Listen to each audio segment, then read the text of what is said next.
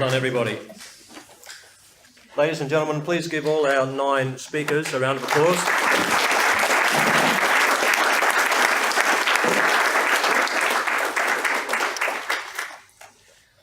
We started a couple of minutes late tonight, but I believe we are on time, and we planned for at least 20 minutes of Q&A. Now, due to the nature of the room and the compact way you are set up tonight, I'm going to ask this gentleman to come outside right now, and anybody else who's written down a question, would you please come out beside me, and I will let you ask that question. And anybody else who's written down a question, please join me on the left-hand side. My left, your right. What's your name, sir? Mason. Mason. What's your question, and to whom, please, Mason? It is to Senator Roberts. Mr. Roberts, you claim to be anti-Muslim. As your party One Nation, ran Emma Eros, who is Muslim that supports Sharia law. Can you please explain? I'd be very happy to explain it. Thank you very much for the opportunity. What's your name? Mason. Mason, thank you very much. One Nation is about Australia. One Nation. And what we have to be very careful of is that we have a number of people in this country who don't deserve to be here. They're hardcore Islamists, they're radical Islamists, and they're extreme Islamists. We also have a number of people who were labelled as being of a religion by birth. Now, those people didn't get a choice. They were born into that. And I've got a very good friend here, David Truman, who can talk for hours knowledgeably about Islam. And we are very, very proud to welcome Emma Eros into our party because she is Australian first. She was born here. She didn't have a choice in what religion she was labelled as. Just as many Catholics and Protestants don't have a choice. They carry that throughout life. Now, Emma, number one, is an Australian. She's a proud Australian. She's a successful Australian. And if we don't welcome people like that into our party and into our country, then we will push them away and drive them the other way. We don't want radical Islam here. We will oppose it. We've spoken out very strongly against it. But we welcome any Muslims who put Australia first and put their whole livelihood into this country and abide by our values and our law. And Emma does not abide by Sharia law and does not pronounce it.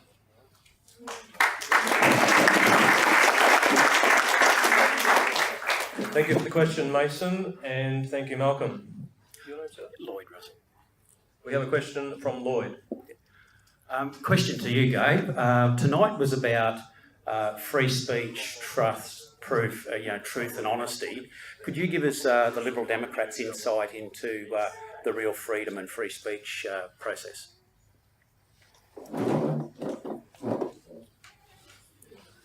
Thanks, Lloyd.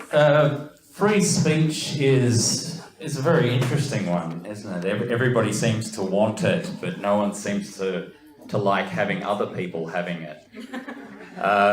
It's a scary thing because when we have free speech, we accept the full consequence of everything that we say. If we start creating laws about what people can and can't say, we are essentially creating a government-mandated framework for discussion. So if you can't think of anything more outrageous than somebody else telling you what to think, what you can say, then I'm at a loss for words, because this is that fundamental underpinning of our human dignity, that ability to express ourselves. Everything hangs off that. Our freedom of speech, our freedom of association, our freedom of religion, that all hang off that ability to be able to express ourselves directly, honestly. And if people say things that we don't like, who cares? Sticks and stones, mate, suck it up.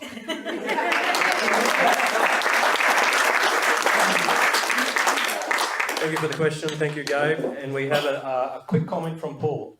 Peter. Paul, Sorry. not Mary. Ladies and gentlemen, the flip side of freedom of speech, and I just want to echo what Gabe said, is your freedom to hear, right? John Stuart Mill, who wrote the classical work on liberty about the fundamental freedoms that we believe in, including freedom of speech, said one of the key arguments for freedom of speech is that you have the right to hear. hear all the people here and make up your own minds. Better understand why you believe what you believe in. That's one of the benefits of freedom of speech. The flip side is your freedom to hear.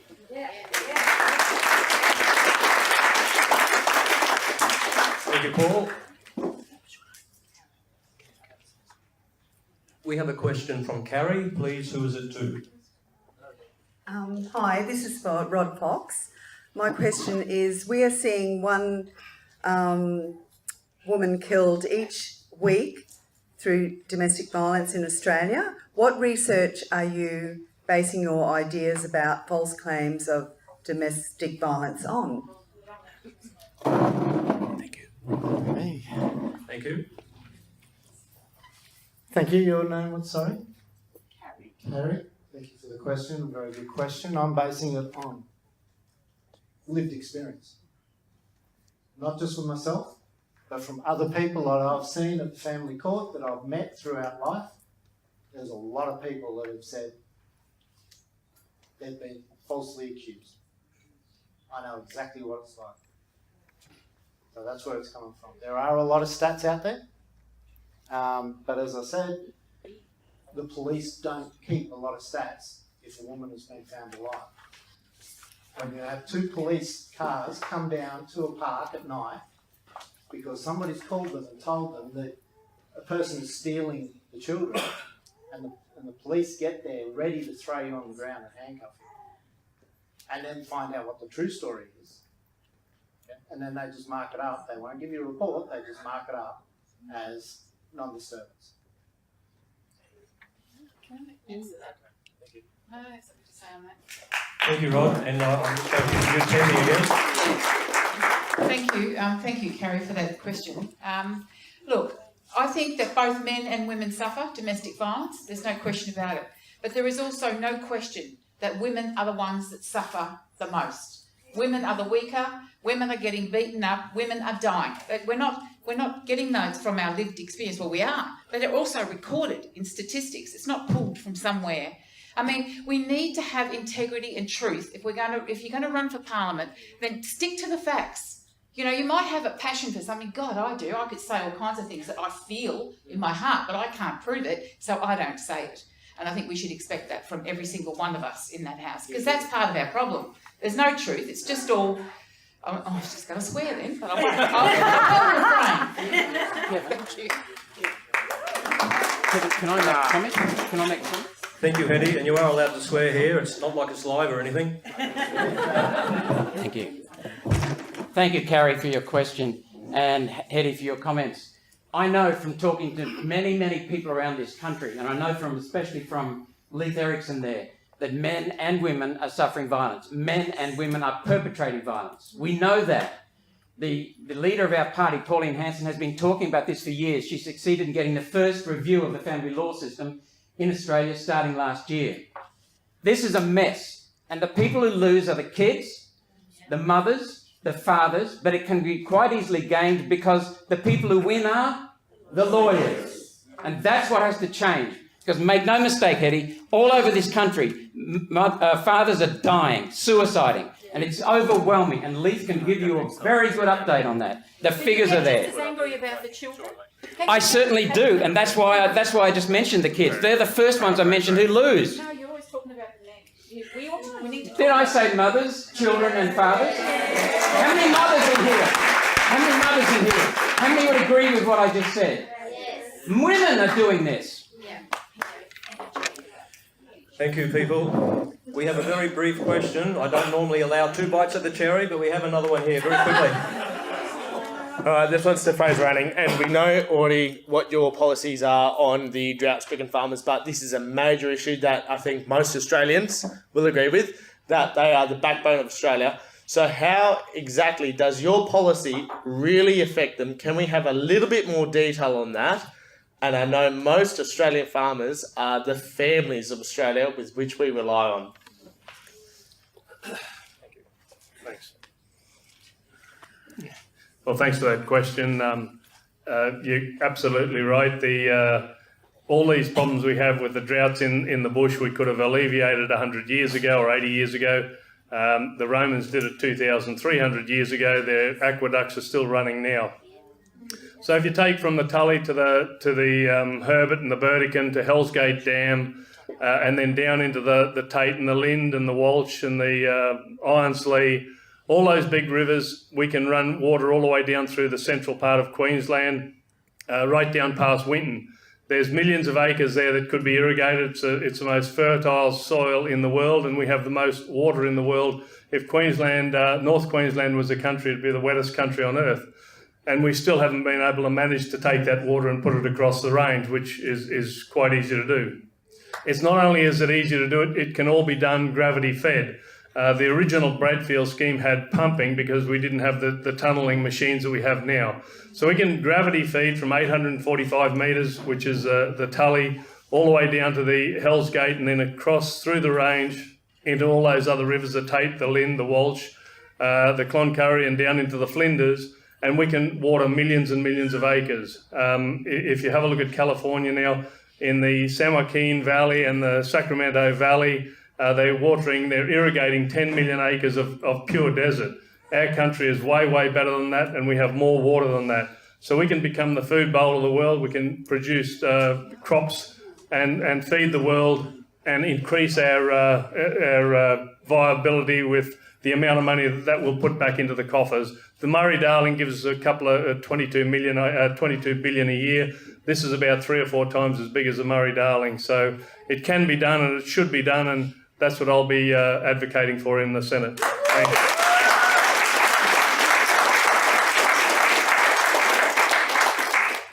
Thank you. In the interest of getting our questioners up and running, if you have another question for a candidate or you wish to talk, we have some time after the Q&A session. I'd like to continue with our questionnaires. And you're...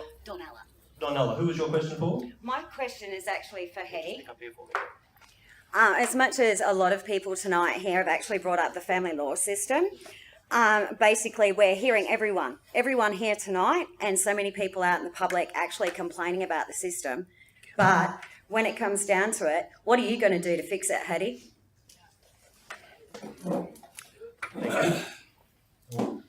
Thank you. I'll continue what I've been doing for 22 years, and that is relentlessly banging the table and trying to find change. Now, the only way, as I said before, that we're going to be able to fix this system is to have a Royal Commission, because it's the only legal instrument capable of digging into the weeds of this thing. This is broken from the state level to right through to the federal level, from the police, the child protection level. The kids are not getting heard. The biggest problem is children not getting heard. Back in 1997, there was a ALRC report number 94 called Seen and Heard. Recommendation number 92 of that report was to introduce child advocacy centres, where when a child discloses, because my main focus is on children, so I'll keep going back to that, right? When a child discloses that the child is interviewed by a multidisciplinary team, witnessed by a multidisciplinary team, but a forensic interviewer, so a psychologist who understands the law and all the rest of it, but also understands children's development. It's really hard to get a child to disclose. It's really hard to get enough evidence to meet the police threshold of, beyond reasonable doubt. It's really unusual, actually, to have a disclosure of a child being upheld by moving to a charge and then moving on to a conviction. It's not so much unusual, but it's more normal that they don't. Most allegations don't go forward. There's the problem. So that's what a child advocacy centre will do. It will be able to clarify really quickly at the onset whether, and it's about the child telling the truth. It's not even about mum or dad. It's about finding out what's going on. Children only get it wrong or tell lies between 2 and 5% of time, right? Most of the time, the most ones likely to tell the truth are the children, and yet they're the ones nobody's listening to. And a child advocacy centre will turn that around. So we don't have to listen to the lies and the deceit of mum and dad, because they both do it. Don't kid yourself. They do it. So what we need to do is we need to find the truth, and we need to find it early. So children are not making disclosures time and time and time again. And we need that Royal Commission desperately. And while I draw breath, we will get that Royal Commission. I swear to God, I will thump and I will do whatever I have to do till we get it, because there are thousands of children suffering every day because we don't have it, and we need it. And it needs to be about children, not about us adults.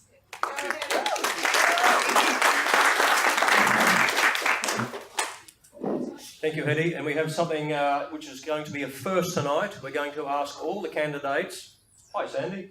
We're going to ask all the candidates a single question, and the only answer required is a yes or a no.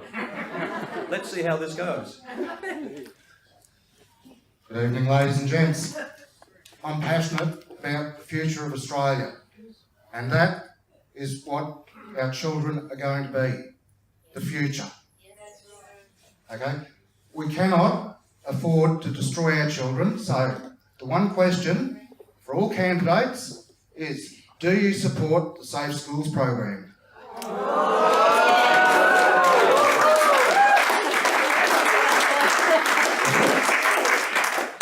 No, absolutely not.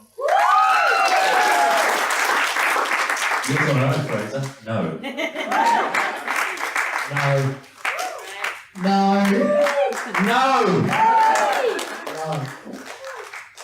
No.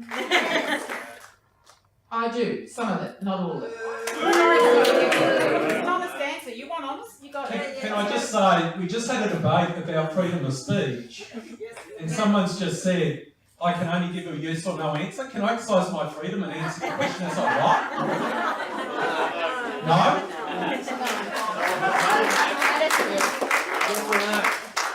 Is it yes or no?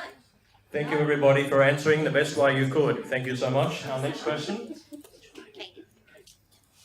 This is Katie. Who was your question directed towards? Mainly to Okay, if you can just speak into the other mic.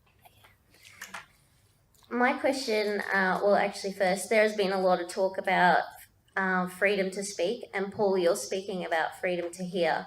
What about freedom for parents to hear from other parents with vaccine-injured children or ones that have unfortunately died? What about freedom to choose what you feel is right for your children? What about your freedom to parent your children the way that you feel is best, including natural therapies? How is that freedom?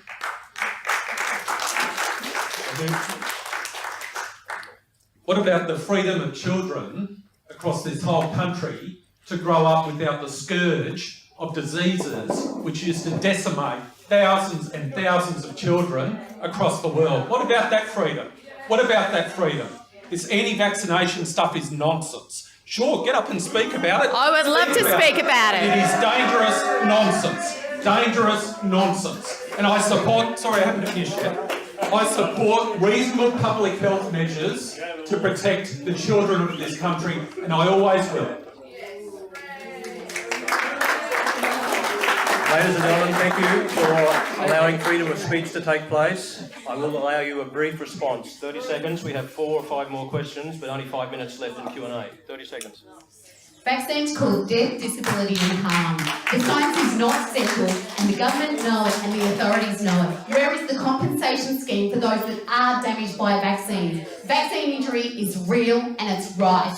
And to forcibly mandate vaccines is a crime against humanity and that needs to be stopped and addressed. This is about a parent's right to choose. Vaccines contain formaldehyde, MSG, neomycin, aluminium, thimerosal. They contain adjuvants that should never be injected into a child or a baby. And at day 1, babies are given hepatitis B vaccine for a disease that is low prevalence here in Australia and primarily transferred through sex, drugs and tattoos, and that's a disgrace.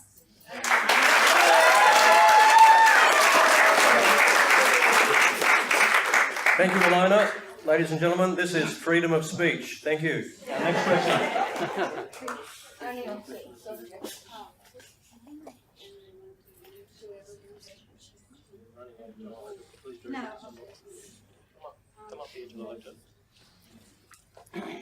My question is to any of the candidates. If you have a good answer, I need help. Are people with our voting system able to vote more than once? And how can we stop it if they do it?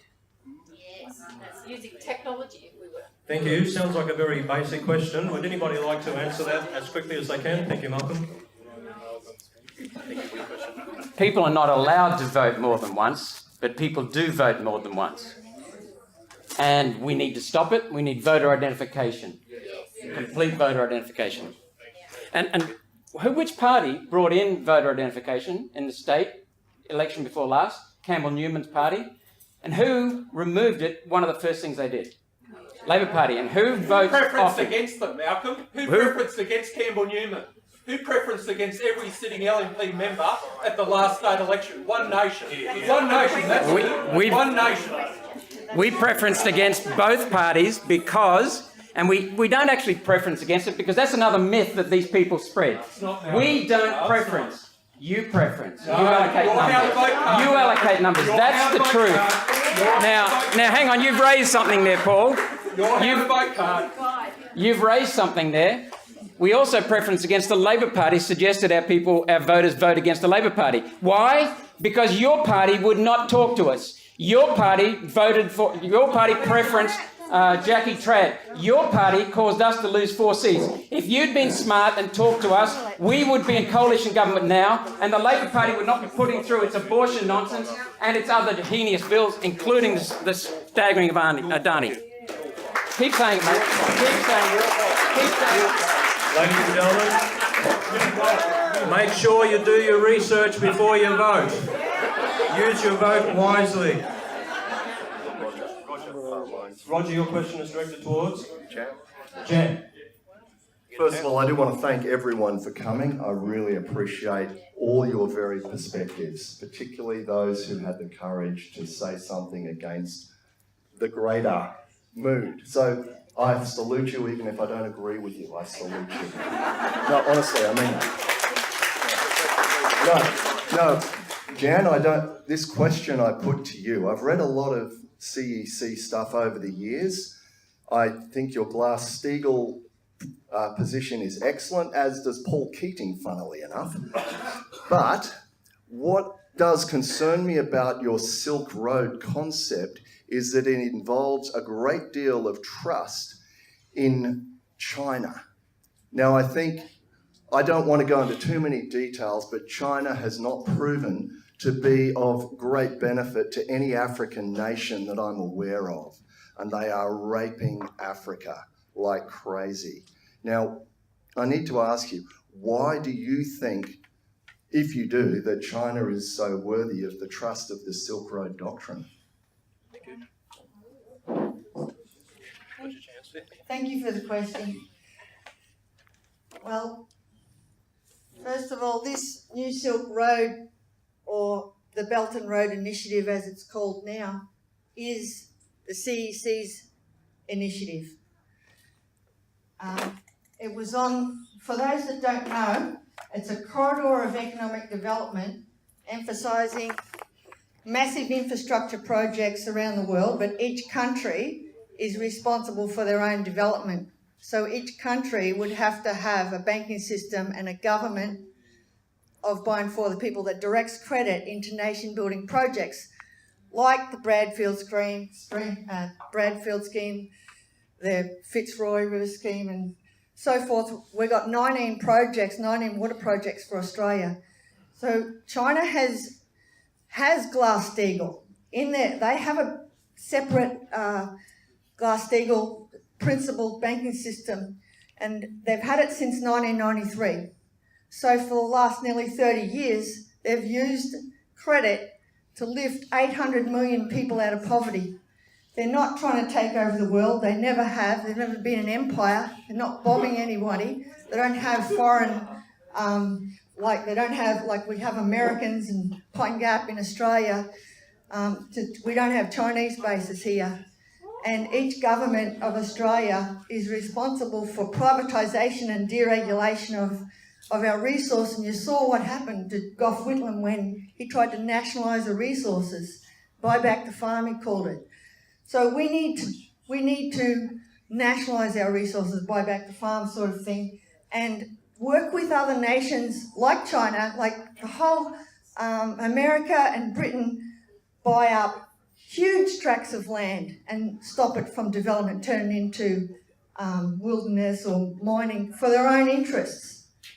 Right? China doesn't do that.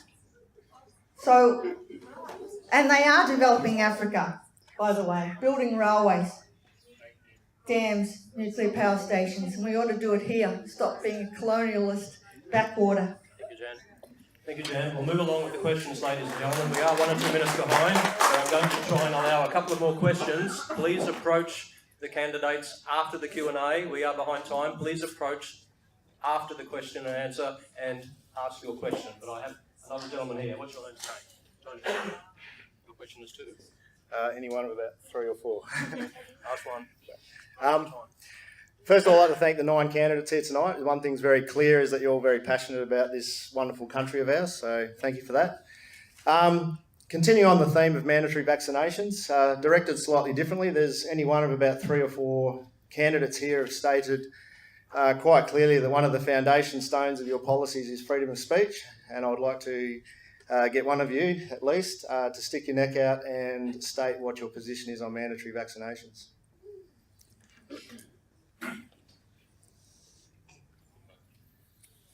It's pretty simple. Like most of the other Liberal Democrats' policies, the government should leave us alone. Whether you think vaccines are dangerous or whether you think they are safe and effective, it doesn't matter. You know, you're entitled to your opinion. You're entitled to decide what gets put into your body and the bodies of your children. And getting up here and slagging each other off as to whether our reading of the science is, we're not scientists. We've read it. We've got our opinions, but that's all we can do. And we are the ones who have to make our decisions. We are the ones who have to live our lives. Let us make our decisions. There you go.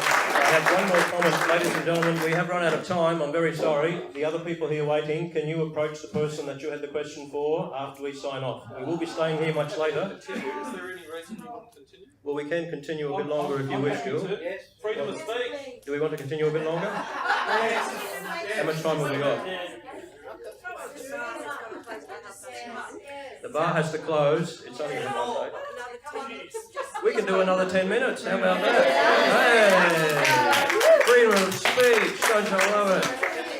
I'm going to ask Lyle very quickly to come up. You had something to say when that last subject was brought up, and I've given a fair bit of airplay to some other people, but I'm going to give some airplay on this side.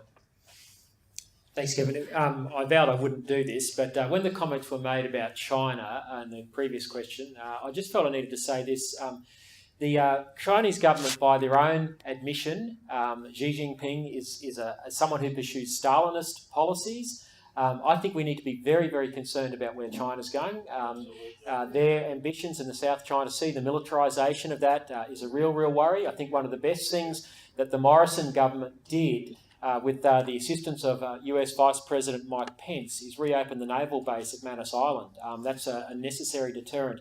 I've seen what's going on in the South Pacific in places like Fiji, the new airport at Nandi. They're trying to buy property, islands over there, and get influence. Now, we need to be friends with China, obviously, but we can't be blind to their ambition. And by their own admission, Xi Jinping is pursuing Stalinist policies. Now, Stalin was a butcher and a murderer.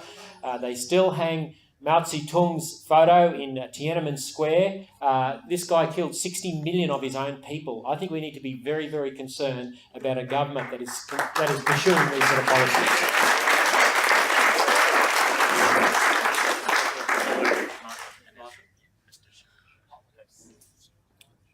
Martin has a question for Lyle, I believe. Yes. You mentioned in your speech about cultural Marxism and the attack on marriage. I was just wondering if you became a senator, would you look into repealing no-fault divorce, considering that is a classic example of the cultural Marxist attack on marriage?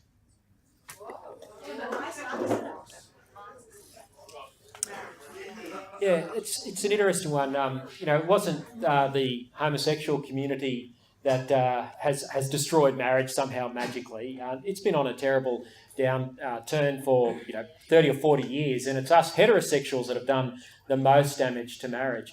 The issue of no-fault divorce, when that went through the Parliament in about 1974, I believe, and it was around about that time, Lionel Bowen was the Attorney General, Labor under Gough Whitlam. And an amendment was put to that Act when it was going through the Parliament, which John Howard, Paul Keating, and Philip Ruddock, several others supported, which was to take the separation period before a no-fault divorce could be procured from 1 year to 2 years. Now, statistics show that if a couple is able to work things out within a period of a year, often the marriage will last. Now, none of us have perfect marriages, and my wife is here tonight of 26 years tomorrow. Get it right. Thank you, Wendy. I think I've just wrecked our 26th wedding anniversary. But the reality is all of us have issues. I don't stand here perfect, and Wendy will attest to that. But the statistics show if people are able to be encouraged to at least try and work it out, stay together, obviously where there's no violence, but you can make it work. And John Howard, Paul Keating, and Philip Ruddock and others tried to move this amendment to extend that period from 1 year to 2 years. You know what? It failed by one vote. And since then, our divorce rate has skyrocketed. It's climbed up to almost 50%. It is falling a little bit now. That's good. But we talk about the kids, and I share Hetty's passion for kids. If only we could find a way as men and women and as a society to favour marriage and family and public policy and not demonise it all the time and not make it look like you're a wowser if you stay with the same woman or if you think that kids deserve wherever possible to have their mother and their father. You're not even allowed to say that now because that's bigotry. We have a tax system that's biased against parents who want to care for their children in the home. These are the issues that go to marriage and family in this country, and these are the things that we need to look at. So yes, I think no-fault divorce has played a terrible role. I do think it needs a rethink, and I think if we really do care about our kids, we'll start to rebuild a culture of marriage and family for this nation. Thank you, Ryan. We have a question from Mandy for Malcolm.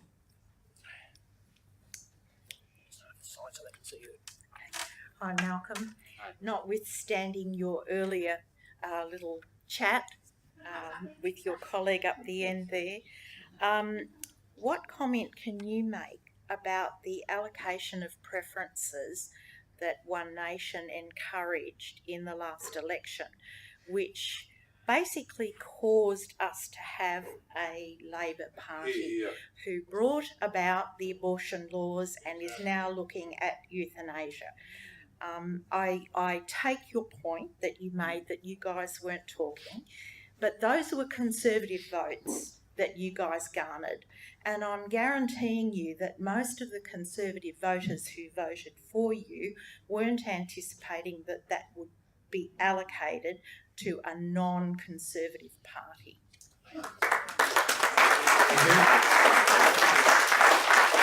First of all, Mandy, thank you for the question, and I understand your concern. It's something that is very, very important to many people in this audience. I acknowledge that. We always say the voter controls their preferences. That's number one. We also have to put up with comments from the Labor Party saying we preference the Liberal Party, and from the Liberal Party who say we preference the Labor Party. Because the reality is that a lot of our supporters come from being former ALP voters and others come from being former Liberal Party voters. So what we did last time, the Labor Party said, you just stink, no one's going to talk to you. And that was Palaszczuk's very, very clever tactic. She did that way up front before the election was called. And what did the Liberal Party do? It scurried away from talking to us because it was afraid to be seen to be doing any deals with us. The Liberal Party would not talk to our senior people who approached them. Would not. That left us with no choice except to say to our voters, you make the choice. And that's the reality, that our voters made the choice. Now, our preferences, according to Anthony Green and other experts, are the most independent of any major party. Our voters are the most independent. They make up their own minds. And it is up to the damn Liberal Party to come up with policies that make the voters who vote for us, number one, vote for them, number two. It's not our responsibility. And that's the core in this democracy. So remember that. Voting your preference. Vote number one for the party you prefer, number two for the party you prefer second most, number three, and so on. That is your choice. And the more every election, Pauline and I say that because we're gradually educating voters to say, forget the parties, vote the way you want. That's what democracy is about. Thank you. Thank you, Malcolm. We have a question from David for Paul. My question is to Paul Scar. Over the last 50 years or so, our culture and values have shown a tremendous change in community attitudes. And in fact, from my perspective, they've been trashed in terms of things that were really important. And this has been pushed in large measure by leftist academics and teachers and the public media. When Malcolm Turnbull was Communications Minister, he was absolutely useless in dealing with the ABC. He made no attempt whatever. The SBS has also been engaging in social engineering, like its program, Go Back to Where You Came From. Will you make a commitment, Paul, to push within the LNP and hopefully within a Conservative government to set it as an extremely high priority for the government to take back the education system and the public media?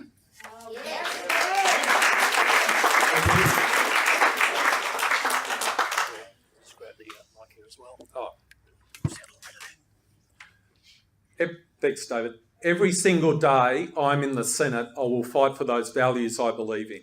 I was aghast a few weeks ago when school teachers convinced their students that they should go out and march against our government. For goodness sake, during a school day. What's going on? What's going on? But you know what?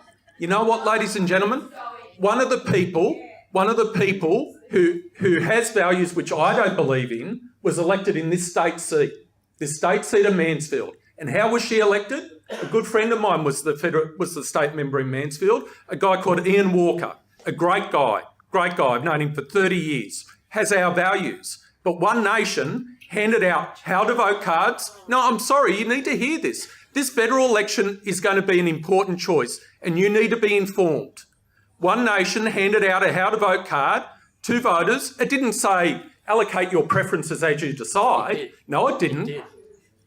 It said vote Labor ahead of the. It said, sorry, Malcolm, let me finish. It said vote Labor ahead of the LNP. So you voted for a radical leftist in the state seat of Mansfield and got rid of a conservative state member. You tell me how that's made Queensland a better place. Look at the travesty of the Queensland government at the moment, and One Nation bears some of the responsibility for that. Thank you, ladies and gentlemen. Freedom of speech, remember. Our next question. Hi, Rochelle. Paul. Rochelle has a question for Paul. Paul, I'd like to say that I think that's very hypocritical about, you can't tell these days between Labor and Liberal almost. I think they are blending in. You aren't listening, you've not listened, and I think that you're passionate that you are part of a big party, so they don't care what you think. They are going to tell you what you are going to do. They're not going to stand there and allow you to have your opinion. What's the question? Well, that's true. Will you That's true. Now, I also know that the Liberals put One Nation last time and put Labor above One Nation, which is a right-wing, right-side Conservative party. So you actually put Labor in power, not One Nation. Correct. Could I say to you, the choice of this federal election could not be clearer. Your choice is between a Scott Morrison coalition government, which is going to give you lower taxes, or a Bill Shorten Greens government, which will increase taxes by $387 billion, abolish the Australian Building and Construction Commission, and will change this country for the worst, right? That is your choice. One Nation is not going to form government. No other good people, whatever, they're not going to form government. The choice you have is between Scott Morrison and the coalition government or Bill Shorten and the Greens. And if you've been following the political debate, Shorten and the Greens are as left-wing as any party I've seen in the mainstream of political parties, in the mainstream of politics for the last 30 years. That's your choice. It is a clear choice. Thank you, Paul. Very quickly, we have a comment from Hetty. Jocelyn, Hetty? Just very quickly, I think just look at your candidate. Don't worry about where they come from. And in the Senate, no, seriously, you've got to look at the values of the people. That's my view of it, right? Also, those kids that went out, they have they have a voice too, and I supported them, and I will continue to. We have to listen to our children. You know, we can't just sit them in the corner and tell them to be quiet. This is their world, their planet, their future. They have a right.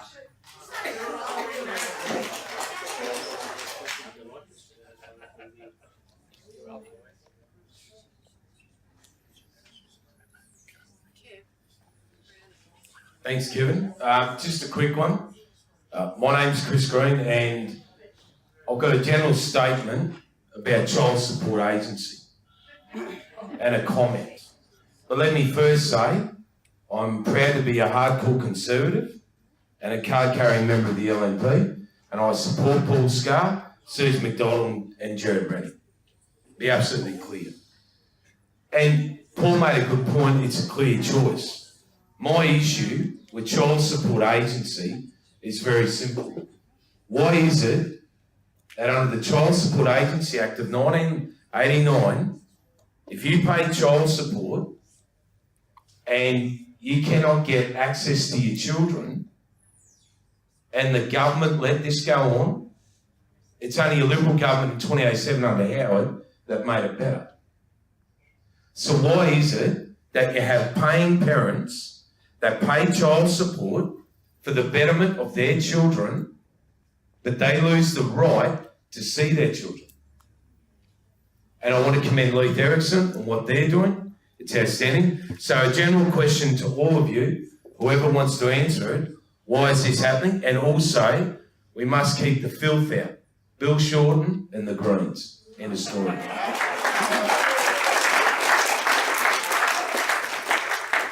I mightn't answer this question the way you want to hear it, but this global financial crisis is not just economic, but it's a cultural collapse as well, and moral collapse.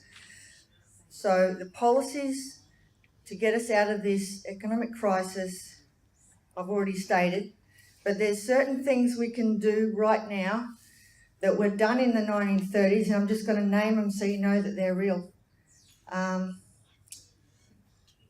Modelled upon the precedent of the War Precautions Act 1916 after World War I, to stop foreclosures of homes and farms until 1920. It was called the Commonwealth Moratorium Regulation because you just couldn't live in your car in those days and people didn't even have them. In part, modelled upon that precedent, every state in Australia enacted legislation during the Great Depression to stop home and farm foreclosures, including Western Australia's Tenants Purchases Act and Mortgages Relief Act 1930, Queensland's Home Purchases Homes Relief Act 1930, Victoria's Unemployed Occupiers and Farmers Relief Act 1931, and the Financial Emergency Act of 1932. And the most effective of them all was Jack Lang's New South Wales Moratorium Act of 19th of December 1930, which ultimately stopped all foreclosures until 1937. So we have a cultural, moral and economic crisis. We don't need to deal with it by just doing more of the same what we did in a bailout that we all paid for, or a bail-in, which is on the cards right now. We had a bail-in in 1893 in Australia. If you didn't know, we had a housing bubble back then, and they stole people's deposits back then. So it's been done in Australia, they'll do it again. They've already passed laws to do that. So we just can't pick little subjects and go, how are we going to do with this, how are we going to do with it? We've got to change the economic system, including the voting system should be first past the post. Ladies and gentlemen, we have to stop now. I'm sorry we can't fit in the last two questions. Please ask the person you had that question for. It was a vaccination question. Please ask the person that you wanted to ask that on later. I'm going to hand to Jewel. We are here at the permission of the Mount Gravatt Bowls Club, and time is of the essence. So thank you everybody for taking that in the spirit that you did. Freedom of speech. Do your research, ladies and gentlemen. Vote for the person that matches your beliefs. Absolutely. So what do you think? You like democracy in action? Yeah. Do you want to do more of these? Yes. Yeah, not every 3 years when we have an election, maybe perhaps more often. Thank you all so much for coming tonight. You know something I noticed about all of these candidates? Every one of them really cares. And they are all committed to the things that they care about. They're committed to our country. I noticed that. And you know, not one single one of them is a career politician. No lefties. Not one of them. But John Howard... No, he's not a senator. He's just standing for it. No, John Howard and Bob Hawke both agreed that the career politicians in both their parties, the big parties, had deserted the Australian people and that they were looking after their own interests. This is something that a lot of us have noticed, particularly old people like me. It didn't exist when I was young. And then it became a career choice for people who, and I'm saying it right out loud, they would sell their mother's soul for their career path. We don't like them. Not one of these people here is anything like that. And that's why you have got character, you've got calibre, you've got competence. So now you've got some names that are going on this massive big Senate paper. Think really carefully about where you put your numbers on that Senate paper. And it's a shame we can't see all of them in the whole state. We'd make really good decisions then. But this is just a toe dip in the water to what democracy should be about. It shouldn't be about just those who get on the 6 o'clock news. I'm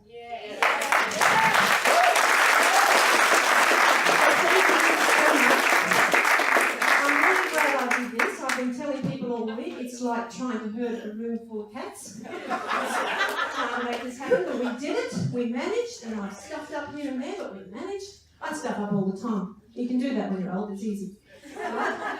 So thank you for coming. Please buy something at the bar. We're paying them extra money to stay back for us tonight. Only till 9:30, I might add.